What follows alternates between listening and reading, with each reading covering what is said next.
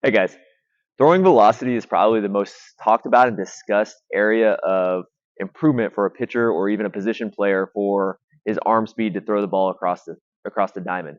But the other thing that gets talked about is how well can you control the ball? How well is your command, especially for a pitcher that's trying to hit their spots, maybe be deceptive with their throws so that you can get the hitter out, or even for a fielder to try to hit their dot, hit their first baseman right in the center of the chest to make the out. So how do we work on command? Which is a great question, especially when we're trying to work on velocity so much. Command kind of gets second thought, but it's still crucial to our development. So what would be the single most important thing to work on to build command?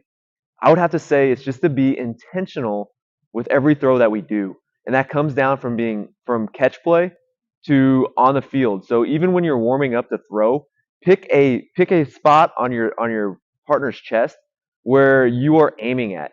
What that does is it gives you that instant feedback on how accurate you were. That feedback for every throw building up day after day is going to help guide you on where your release should be, where your target is, and how far off you are from where you think you are on each throw.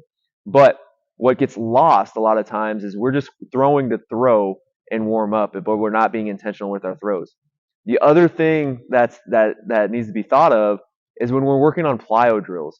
So if we're working on plyo drills where we're trying to throw as hard as we can, that's great. We may be working on velocity, but remember, if we're just only throwing at a wall that's 6 feet away from us, we have no idea how accurate we are. So we're not getting feedback when we throw. So to be king, if we want to work on velocity and command at the same time, really extending out a little bit more so that you're a little bit farther away from your target will give you a better feedback than throwing at something at 6 feet away.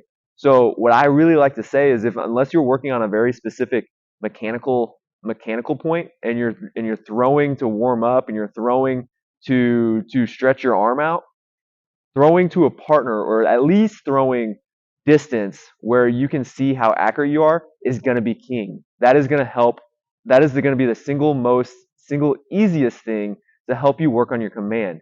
And then you can get into some details on different shaped objects that you're throwing, maybe a different size ball. All these things may come into play to help build command and help build accuracy as in your throw. But the easiest option to start working on command is going to be have a partner, pick a spot on his chest or anywhere on his body that you are identifying. So as small as you can. So don't even think about the glove. Think about something as small as a stitch on his chest on his shirt, and you are trying to hit that spot. That is going to give you the feedback that tells you if you're accurate or if you need to adjust your release point on your throw or if you're hitting your spot. Guys, if you have any questions on how to build command, please feel free to reach out to me. I'd be happy to discuss.